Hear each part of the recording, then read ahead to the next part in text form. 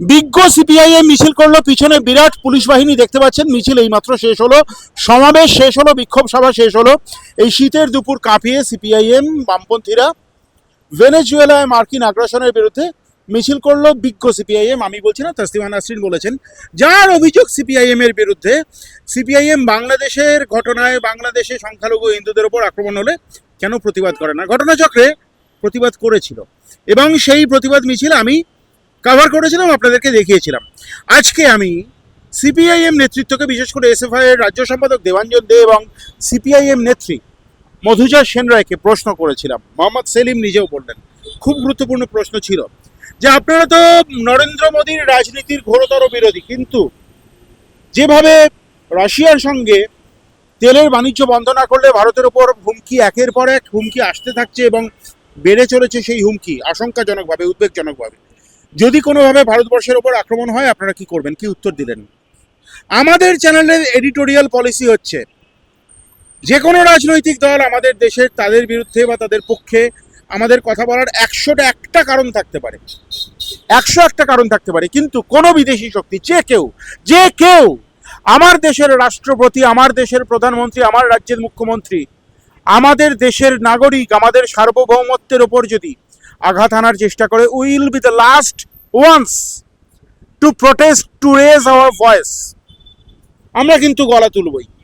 আমাদের দেশের আভ্যন্তরীণ নিরাপত্তা, আমাদের সার্বভৌমত্ব আমাদের বিচার্য।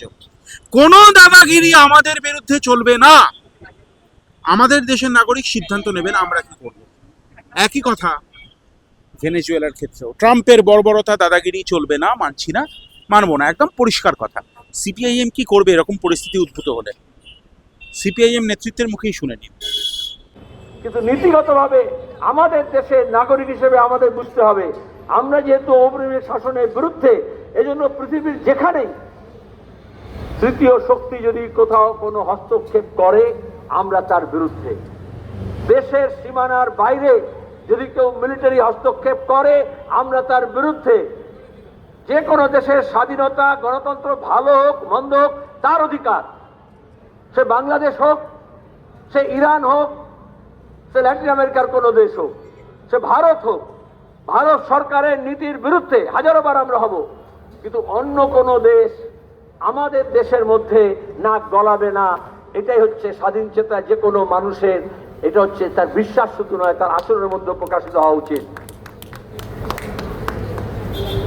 আমরা আরেকটা কথা বলতাম, গোটা পৃথিবীব্যাপী যেখানেই গণতন্ত্রকে শেষ করা হয়েছে, ধর্মশক্তিকে শেষ করা হয়েছে, স্বাধীন চেতা, সমাজতান্ত্রিক ধ্যান ধারণা যেগুলোকে শেষ করা হয়েছে, আমরা বলেছিলাম, এখনো বলে আসি, তার পেছনে দেখবেন মার্কিন যুক্তরাষ্ট্রের সিআইএ এর হাত আছে। দেবাঞ্জন, আমার খুব নির্দিষ্ট একটা প্রশ্ন, এর আগে আমি মধুজা সেনরাকেও সেই প্রশ্ন করলাম, তোমার কাছেও পরিষ্কার হতে চাইবো যে বাংলাদেশে যখন বা পাকিস্তানে যখন হিন্দু নিধন হচ্ছে, মানে সংখ্যালঘু নিধন হচ্ছে, তখন তোমরা চুপ, কিন্তু এখানে দেখা যাচ্ছে মার্কিন প্রেসিডেন্টের মার্কিন সাম্রাজ্যবাদের বিরুদ্ধে, নিকোলাস মাদুরোকে অপহরণের বিরুদ্ধে তোমরা পথে নামছো, তার কারণ? না, এটা তো খুব স্পষ্ট যে এই ধরনের একটা ন্যারেটিভ তৈরি করবার চেষ্টা হচ্ছে চারদিক থেকে। এমন একটা ন্যারেটিভ তৈরি হচ্ছে যে বামপন্থীরা অ্যাজ ইফ যেন সিলেক্টিভ তাদের সাম্রাজ্যবাদ বিরোধী বা মৌলবাদ বিরোধী আন্দোলন অবস্থানের ক্ষেত্রে, কিন্তু এমনটা কখনোই নয়। এর আগেও আমরা দেখেছি বাংলাদেশের ঘটনার প্রেক্ষিতে, যে ঘটনাকে তোমরা ডিনোট করছো, সেই ঘটনার প্রেক্ষিতে প্রথম যারা এই বাংলার মাটিতে, এপার বাংলাতে যারা প্রথম আওয়াজ তুলেছিল তারা কিন্তু বামপন্থীরা। গোটা পশ্চিমবাংলা জুড়ে একাধিক মিছিল হয়েছে। আবার ঠিক ওপার বাংলার মৌলবাদের বিরুদ্ধে যেমন আমরা সোচ্চার হয়েছি, দীপু দাসকে নারকীয়ভাবে খুনের বিরুদ্ধে যখন আমরা সোচ্চার হয়েছি, ঠিক তেমনই এপার বাংলাতেও যখন চিকেন প্যাটিস বিক্রেতা রিয়াজুল, তাকে যখন হচ্ছে যে হামলা করা হলো, তার উপরে তাকে যখন নিগ্রহ করা হলো, সেই মৌলবাদের বিরুদ্ধেও কিন্তু আমরা সোচ্চার হয়েছি। অর্থাৎ সংখ্যাগুরু মানুষজন, তাদের সংস্কৃতি, তাদের পোশাক আশাক, তাদের খাদ্যাভ্যাস, তাদের রাজনীতি যতবার সংখ্যালঘু মানুষের ওপর চাপিয়ে দেওয়ার চেষ্টা করে গেছে, ততবার আমরা সংখ্যালঘু মানুষের পাশে দাঁড়িয়ে আওয়াজ তুলেছি, সেটা পৃথিবীর যে কোনো প্রান্তে, যে কোনো কোনায় হতে পারে। সাম্রাজ্যবাদের প্রশ্নটা এখানে ইম্পর্টেন্ট, তার কারণ এই সাম্রাজ্যবাদের সঙ্গেই কিন্তু মৌলবাদ লিঙ্কড। যে কোনো দেশে সাম্রাজ্যবাদ তার ডালপালা যত বেশি মিলতে পারে তত বেশি সে তার হাতিয়ার হিসেবে মৌলবাদকে, সংখ্যাগুরুবাদকে ব্যবহার করে। ভেনেজুয়েলার মাটিতে যে ঘটনা ঘটছে, নিকোলাস মাদুরোকে যেভাবে কিডন্যাপ করে নিয়ে চলে যাওয়া, এটা তো আসলে ভেনেজুয়েলার প্রাকৃতিক সম্পদ, খনিজ তেল, তার উপর একচেটিয়া আধিপত্য, একচেটিয়া দখলদারি, মনোপলি এস্টাবলিশ করতে চায় ট্রাম্প। সেই মনোভাব থেকে এই কাজ সংগঠিত করা। কোনো ইন্টারন্যাশনাল ল, কোনো হিউম্যানিটেরিয়ান ল কিচ্ছুকে তোয়াক্কা না করে, কার্যত বুড়ো আঙুল দেখিয়ে একটা দেশের, একটা রাষ্ট্রের তার যে মানে গঠন, সেই গঠনকে চুরমার করে দেওয়া এবং ওপর থেকে একটা চাপিয়ে দেওয়া, স্রেফ তার খনিজ সম্পদ, প্রাকৃতিক সম্পদ, মানব সম্পদকে লুট করবে বলে এই যে লুটের রাজত্ব, যে লুটের রাজত্বের চেহারা কোথাও ট্রাম্প, যে সেই একই ধরনের লুটের রাজত্বের চেহারা আমাদের দেশের বুকে আমরা দেখেছি যখন হচ্ছে যে আরাবল্লী বেচে দেওয়ার বন্দোবস্ত হচ্ছে, পাহাড় বেচে দেওয়ার বন্দোবস্ত হচ্ছে, একের পর এক প্রাকৃতিক সম্পদ, বন জঙ্গল বিক্রি করে দেওয়ার বন্দোবস্ত করছে মোদি। এই একই রকম লুটের রাজত্ব আমরা দেখছি। আর এই ক্ষেত্রে এই লুটের রাজত্বকে জাস্টিফিকেশন দেওয়ার জন্য, এই লুটের প্রতি যাতে মানুষের মনোযোগ বেশি না চলে যায়, তার জন্য মৌলবাদের পরিবেশ তৈরি করা, মৌলবাদ যাতে বৃদ্ধি পায় বা মৌলবাদ যাতে তার ডালপালা মেলতে পারে, সেই ধরনের একটা পরিবেশ তৈরি করবার চেষ্টা ভারতবর্ষের বুকেও হচ্ছে এবং বাংলাদেশে হচ্ছে, সে তো আমরা দেখেইছি। এর বিরুদ্ধে লড়াই, এই লড়াইটা কিন্তু শুধুমাত্র মানে ধরো ভেনিজুয়েলার মানুষের পাশে দাঁড়িয়ে মিছিল করছি মানে ভেনিজুয়েলার মানুষের কথা বলছি শুধু নয়, আমার দেশেরও কথা বলছি। ট্রাম্প যখন সরাসরি প্রেস কনফারেন্স করে হুমকি দেয় যে ট্রেড ওয়ার বা ট্যারিফ ওয়ারকে আরো তীব্র করবে, ভারতবর্ষের ওপরে আরো শুল্ক চাপানো হবে, যার ফলে ভারতবর্ষের ইন্টারনাল ইকোনমি হচ্ছে যে আরো বেশি করে ক্ষতিগ্রস্ত হওয়া শুরু করবে, মানুষের জীবন যন্ত্রণা বাড়বে, জিনিসপত্রের দাম বাড়াবে, মোদি তখন বকলেস পরা কুকুরের মতন লেজ নাড়ে পাশে, মানে লেজ নাড়তে থাকে, কিন্তু একটা টু শব্দও করেনি ট্রাম্পের এই হুমকির বিরুদ্ধে। অতএব ভেনিজুয়েলার মানুষের প্রতি ট্রাম্পের যে মনোভাব, ভারতের মানুষের প্রতিও কিন্তু ট্রাম্পের একই মনোভাব। তাহলে ভেনিজুয়েলার মানুষের পাশে দাঁড়িয়ে ভারতের মানুষ তারা কেন মিছিল মিটিং করবে না? আমি তোমার প্রত্যেকটা কথা খুব মন দিয়ে শুনলাম দেবাঞ্জন, তুমি সুবক্তা, কিন্তু তোমাকে একটা প্রশ্ন করতে হবে এখানে। তোমাদের কাছে তো ইস্যুর কোনো কমতি ছিল না, তুমি দেশের মানুষের কথা বলছিলে, আমি রাজ্যের মানুষের কথা বলছি। মুখ্যমন্ত্রীর ফাইল চুরি, কোর্ট আনকোর্ট ফাইল চুরি নিয়ে যখন দিগন্ত সোচ্চার হয়ে যাচ্ছে, তখন বামপন্থীদেরকে, সিপিআইএম কে এত বড় মিছিল করতে দেখা গেল না। মুশকিল হচ্ছে কি, ফাইল চুরি করে পালিয়ে যাচ্ছে রাজ্যের মুখ্যমন্ত্রী, একটা চূড়ান্ত অসাংবিধানিক কাজ করার পরেও তাকে গ্রেপ্তার করা হচ্ছে না। তার কারণ মোদি এবং দিদি, তাদের দুজনের চিরাচরিত সেটিং, সেই সেটিং এর উপর ভিত্তি করেই প্রতীক জৈন কে, প্রতীক যে মানে লিপস অ্যান্ড বাউন্সের সাথে আইপ্যাকের কি সম্পর্ক, এটা তো স্পষ্ট যে একজন মুখ্যমন্ত্রী তার সাংবিধানিক মানে ক্ষমতার মধ্যে দাঁড়িয়ে তার যতটুকু করার, সে কার্যত ক্রিমিনালের কাজ করেছে। তবু সেই ক্রিমিনাল অ্যাক্টিভিটির বিরুদ্ধে তোমরা পথে নামবে। এবার দ্বিতীয় কথাটা, যে যখন সেই ক্রিমিনাল অ্যাক্টিভিটির বিরুদ্ধে মিছিল হবে, সেই মিছিলে তুমি আমাকে জিজ্ঞেস করবে যে ভেনিজুয়েলা নিয়ে কেন বামপন্থীরা রাস্তায় নেই।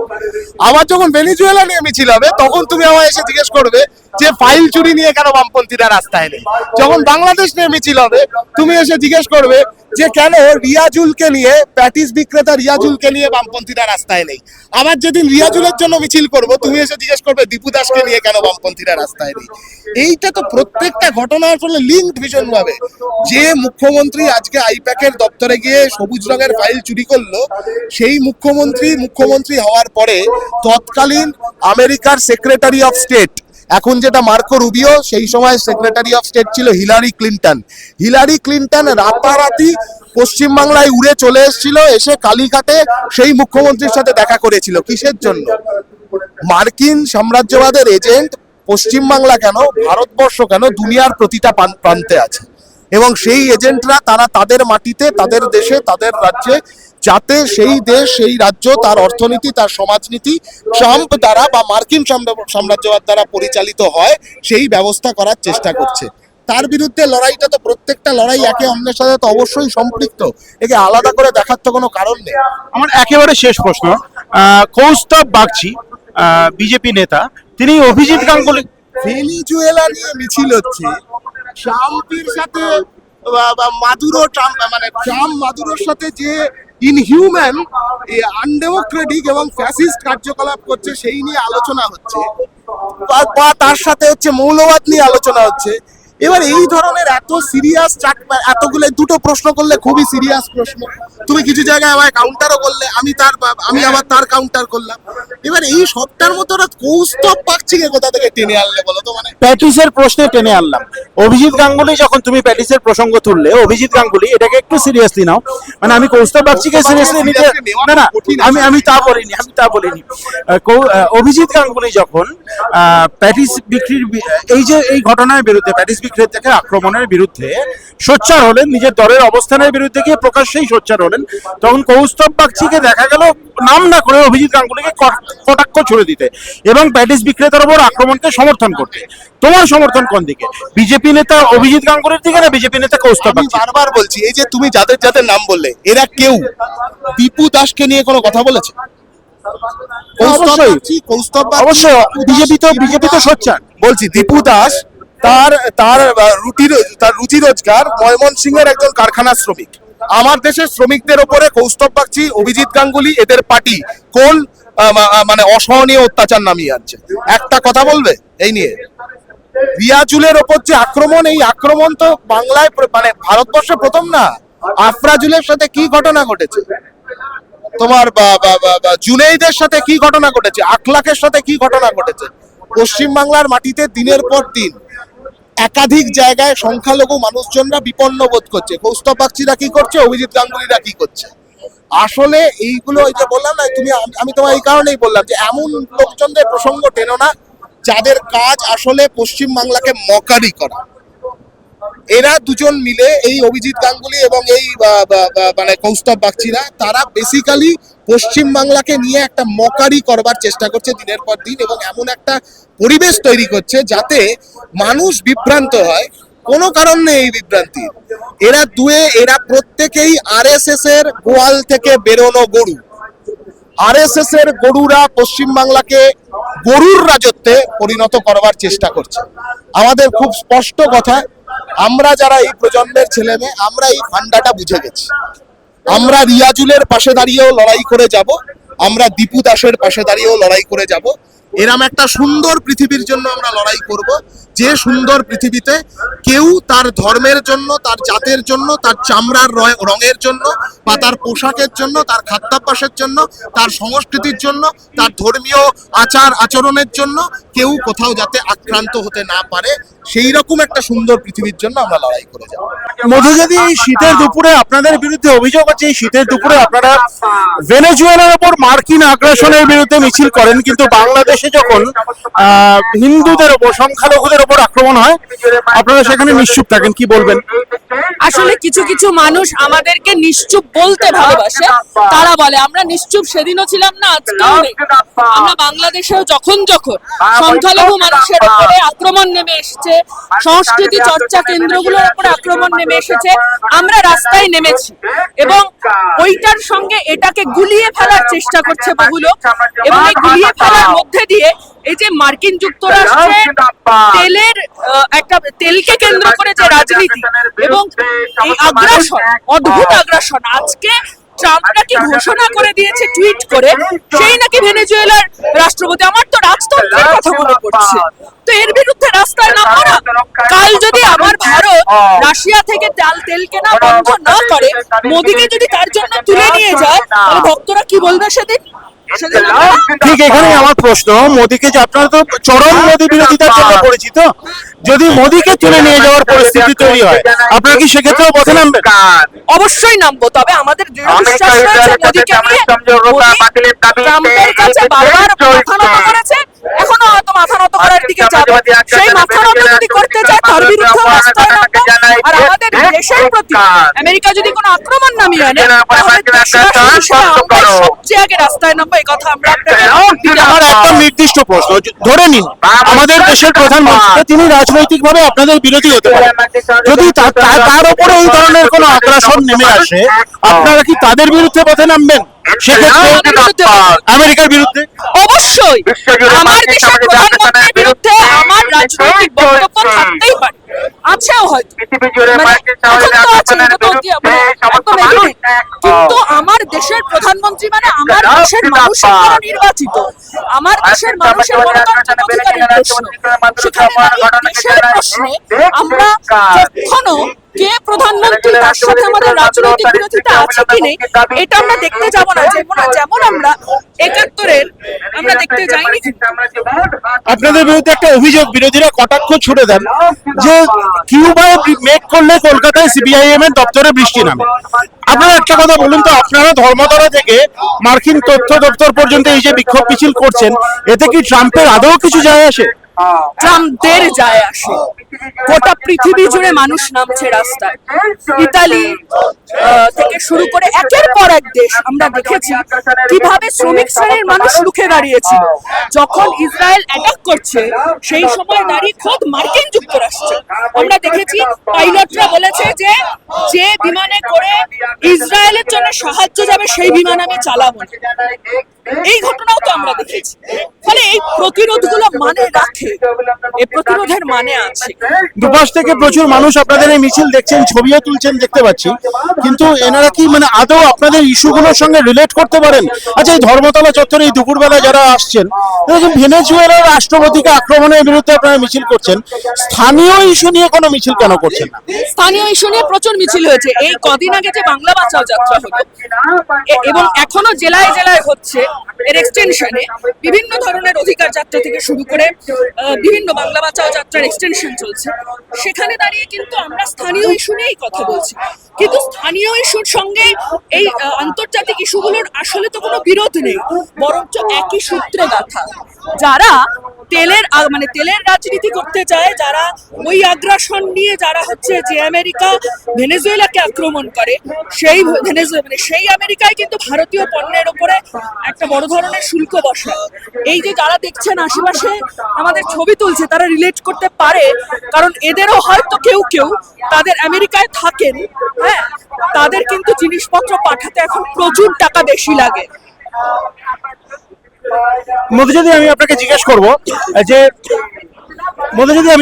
করব আজকে বিবেকানন্দের জন্মদিন, অভিষেক বন্দ্যোপাধ্যায় তৃণমূল কংগ্রেস তারা অবজার্ভ করছেন, আপনারা তো ধর্ম বিরোধী, আপনারা ধর্ম মানেন না, আপনারা তো নাস্তিক, আজকে বিবেকানন্দের জন্মদিনে কি বার্তা দেবেন?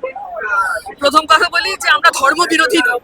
নাস্তিক হওয়া আর ধর্ম বিরোধী হওয়ার মধ্যে একটা বড় পার্থক্য আছে, এবং তার থেকেও বড় কথা হচ্ছে এটা কোথাও লেখা হয়নি যে সিপিআইএম পার্টি করতে গেলে, হ্যাঁ আমরা বলি যে আমাদের ধর্মীয় আচার আচরণ যেগুলো আমাদেরকে আসলে পেছনের দিকে টেনে নিয়ে যায়, যা আমাদের বাস্তবতা থেকে দূরে সরায়, তার থেকে দূরে থাকার কথা আমরা বলি।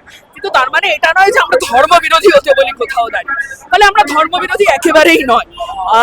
কি ছিল প্রশ্নটা? যে আজকে বিবেকানন্দের জন্মদিন, তৃণমূল কংগ্রেস অভিষেক বন্দ্যোপাধ্যায় বিশেষ করে আজকে স্বামী বিবেকানন্দের জন্মদিন অবজার্ভ করছেন, আপনারা কি বলেন? রাজনীতি করে, যারা ধর্ম নিয়ে রাজনীতি করে, পরিযায়ী শ্রমিকের বাড়িতে খাওয়াটা যাদের কাছে নিতান্তই একটা শোম্যানশিপ, তাদেরকে এরকম বিবেকানন্দ নিয়ে এত ধরনের বাড়তি কথা বলা। আমি বিজেপির কথা বলিনি, আমি তৃণমূলের কথা বলছি, আপনি ধর্ম নিয়ে রাজনীতির কথা বলছেন। ধর্ম নিয়ে রাজনীতির কথা আমি তো তৃণমূলের কথাই বলছি। তৃণমূল ধর্ম নিয়ে রাজনীতি করে? অবশ্যই করে। কেন বলছেন এই কথা? ইমাম ভাতা কে দিয়েছে? সে তো ইমামদের জন্য একটা স্কিম করেছেন। মন্দির কে করেছে? মুখ্যমন্ত্রী করেছেন।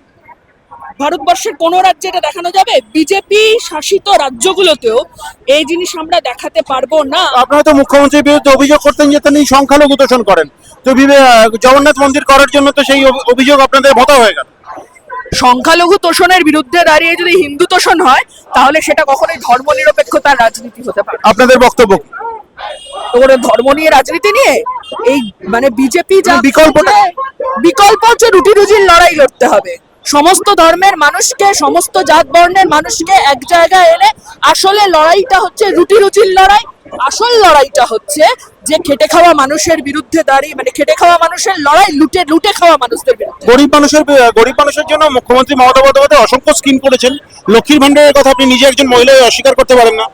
করবো না, একবারেও করবো না, কিন্তু লক্ষ্মীর ভান্ডারে কত টাকা মহিলাদের পকেটে যায় আর কত টাকা হচ্ছে যে বিজ্ঞাপনে চলে যায় এটাও দেখার বিষয় আছে।